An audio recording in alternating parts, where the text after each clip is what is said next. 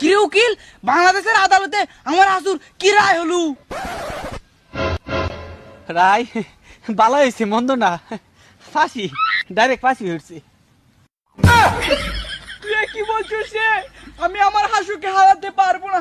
আচ্ছা তুই বল, আমার হাসুকে কিভাবে আমি বাঁচাতে পারি? বাঁচানো চলে আছে দেখি, এই তো পাইছি।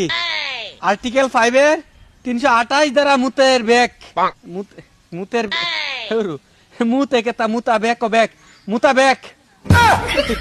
যদি কোনো স্ত্রী লোক গর্ভবতী হয় তাহলে তার মৃত্যুদণ্ড স্থগিত হতে পারে। এই তো পাইছি।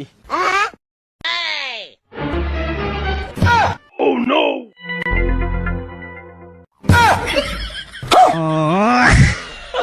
খতম।